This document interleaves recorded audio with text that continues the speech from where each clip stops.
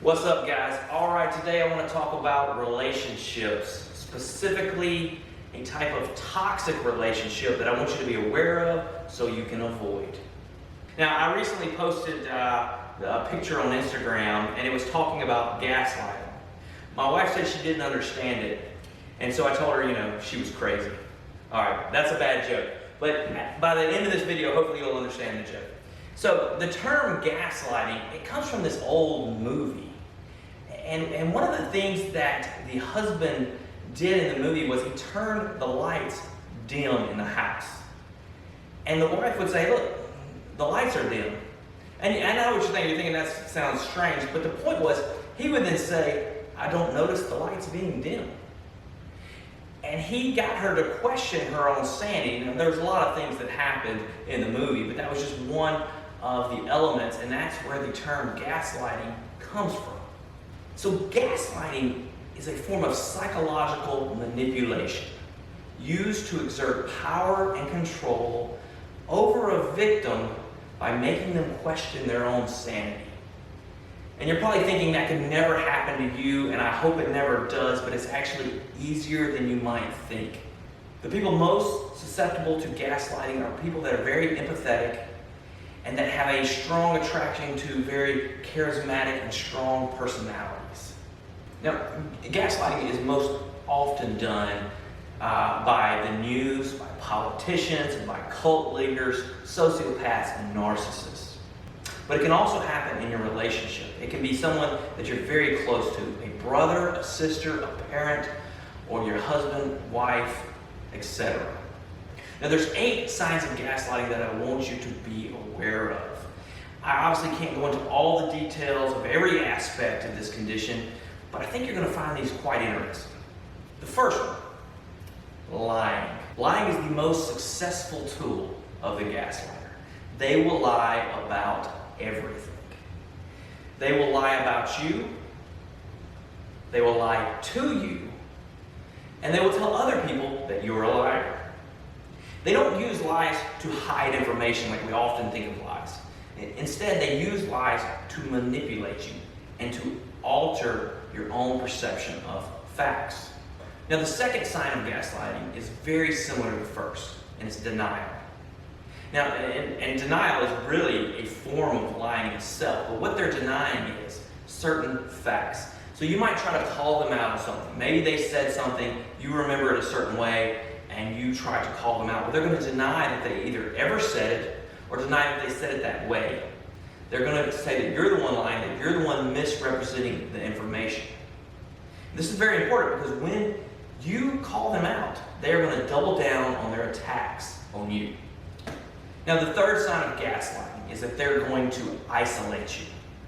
They're going to want to separate you from friends and family. And there's a couple of reasons they're going to do this, okay? One is that friends and family know what they're up to, right?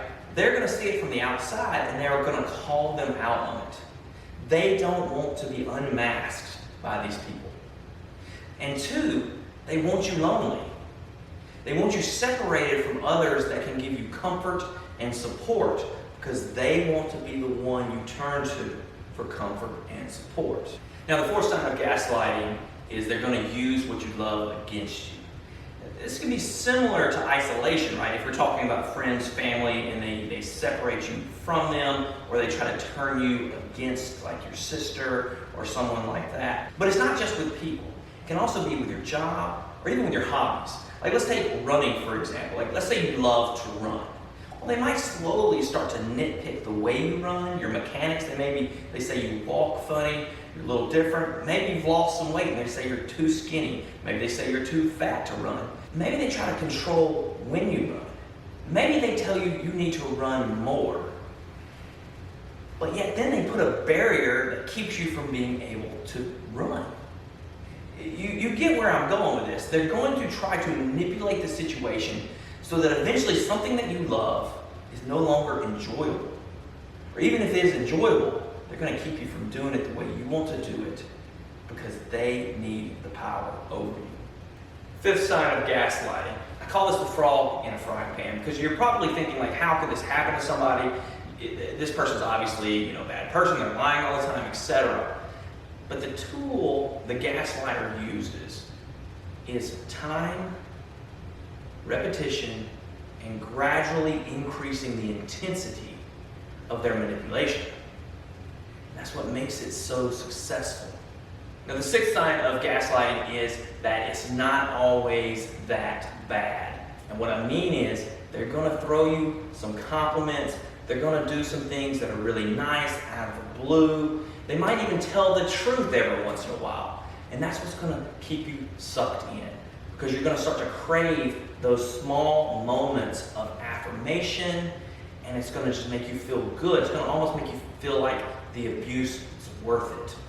Now, the seventh sign of gaslighting is that they turn the tables on you. Whatever you say, they're just going to turn it back on you. It's always going to be your fault. You're always going to be the one who remembered things wrong. You're going to be the one who's actually lying, not them.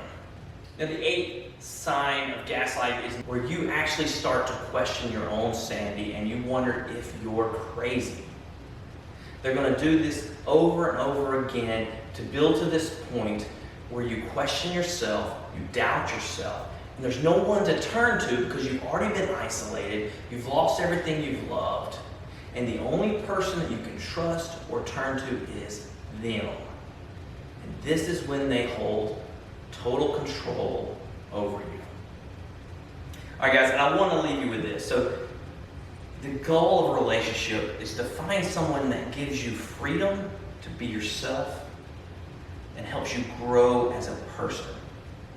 And this type of relationship, we have a word for, and it's called love. Hope you all have a great day.